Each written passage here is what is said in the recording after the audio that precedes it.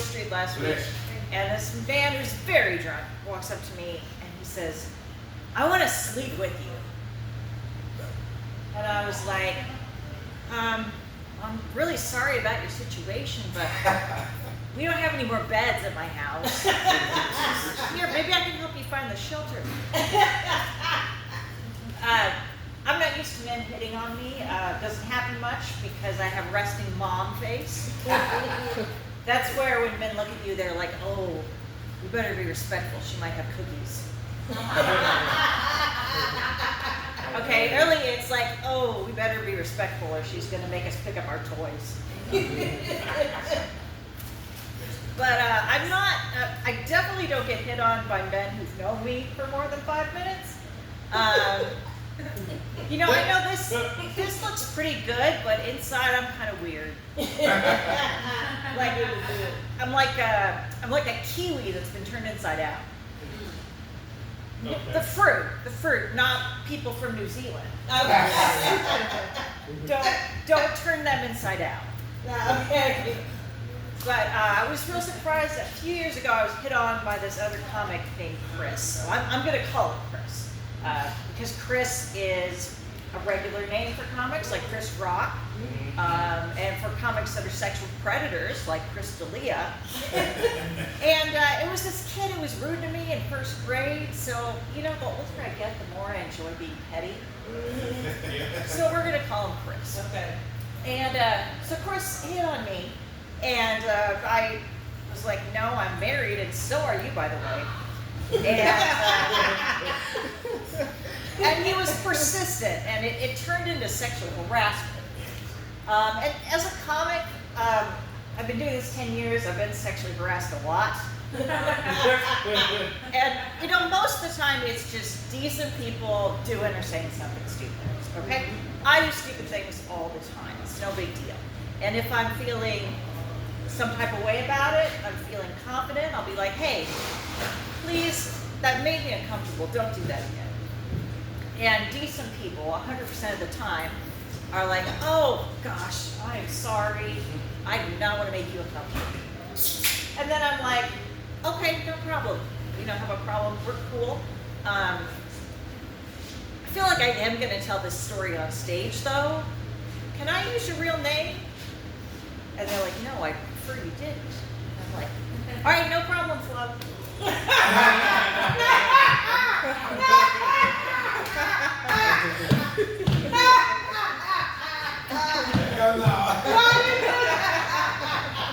Okay, Flo did not do anything. Yeah. Flo did nothing.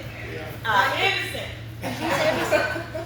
In fact, what I'm talking about tonight happened before I ever moved to Memphis. So I'm not here to dog on Memphis comics. Yeah. I'll do that next time I move.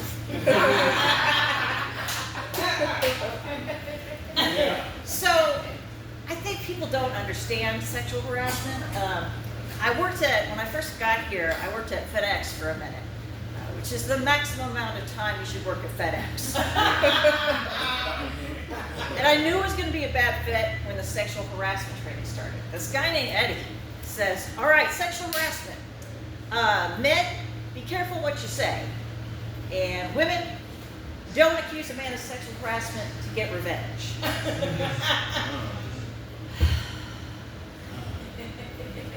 Sorry, that was just the sound of all the fucks I had to give leaving my body. See, okay. Okay. Women sexually harass men too. A lot, actually. Men, you are more likely to be sexually harassed than falsely accused of sexual harassment. And women, we don't accuse men of sexual harassment to get revenge. That wouldn't work, okay? We do it to help them get elected.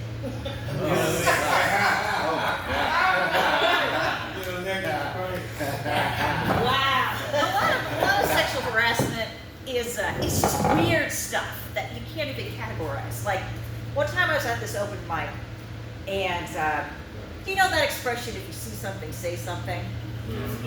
Well, a lot of times, I don't know who I'm supposed to say something to. Okay, for example, I was at an open mic. sit down in a chair, and behind me there's this man, just a customer. I've never met him before. Sit down.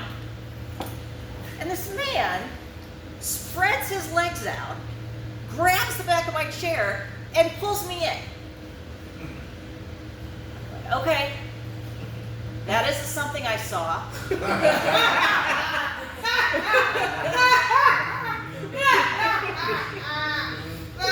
Who do I say something to? And, you know, let's try to give people the benefit of the doubt, right? Like, so I'm thinking, okay, what is going on? Maybe he's confused me with some other woman. But then I'm like, okay, this is an open mic 10 years ago. There's no other women in the bar. And I thought, okay, maybe he wants to ride on the back of a motorcycle. He's trying to figure out what size of biker he needs to, you know, chat up. Or maybe he's confused about what sort of entertainment we do at this establishment.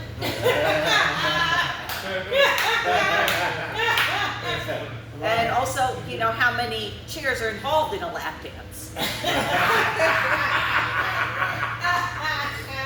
So I wasn't sure what to do, but I figured, okay, I guess I'll go tell the bartender. So I looked to the bartender, explained what happened, told him just what I told you guys. And he says, so you're mad because he moved your chair? Right. I said, no, I'm mad because of where he moved my chair to. I was minding my own business in the cereal aisle, and he pulled me into the meat department.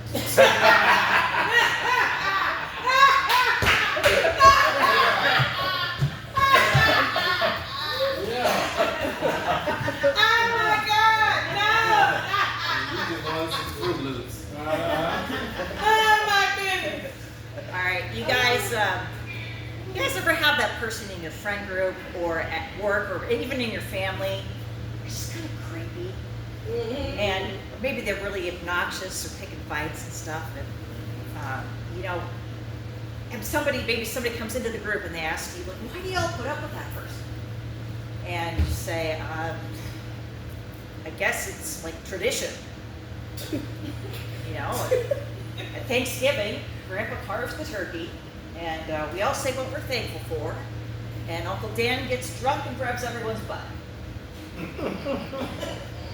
Hopefully you all have someone in mind. If you can't think of someone, it's probably you.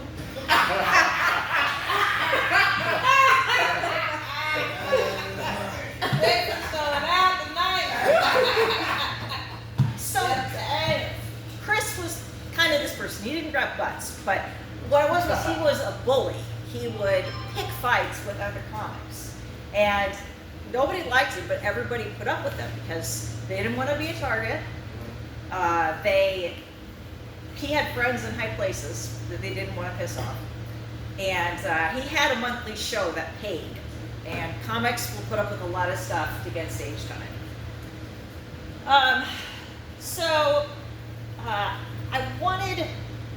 He essentially harassed me, and I wanted to say something, but who do I say something to? Like, there's no HR in comedy or poetry or most arts, right?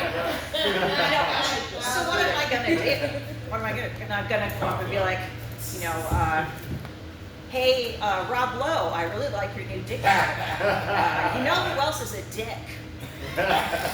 Or, you know, am I going to be like, hey, did everybody see the new Josh Johnson special? You know, what I love about Josh Johnson is that he's not a sexual predator, unlike Chris. Right.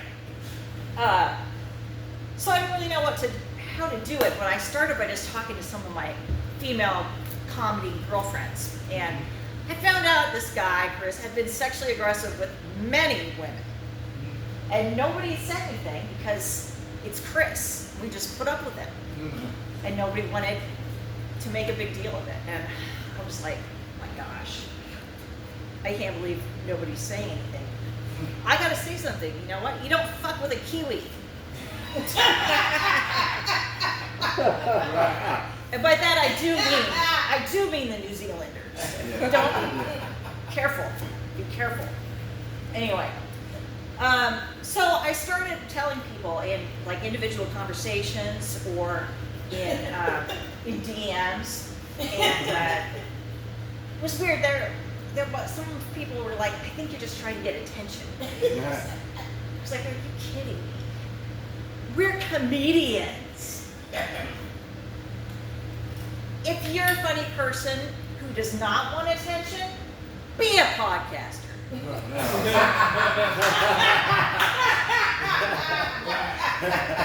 It's permission to play, to want attention as a comedian. You gotta want attention, you gotta have ADHD, you gotta have daddy issues. If you don't have daddy issues, you can substitute a drug problem. Yeah. So I started telling people, and everybody's like, "Oh yeah, Chris, he's horrible. That's awful. I can't believe it." But nobody would like do anything to address the situation. It was really awful. Everybody kind of acted like it was no big deal. And that's confusing because I feel like we just had like a worldwide movement that said this is a big deal. But it really crushed me, honestly. It really crushed me. It's the first time that I felt like people were telling me I had less value than someone everybody agreed sucked. And I realized in this room I am preaching to the choir. Sorry I am late to the party. I was on WWT, White Women Time.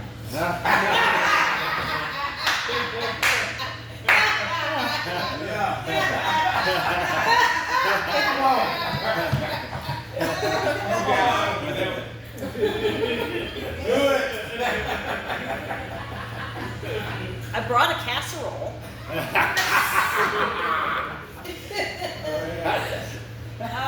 And covering ranch, No mayonnaise. I don't even. All right. Miracle Whip. You notice I've been saying I'm going to call this guy Chris. I'm giving him a fake name because when I said it to my friends, it didn't go good, right? And I feel like I'm afraid to say his name now because I don't think it's going to go any differently. But you know what? The world is changing.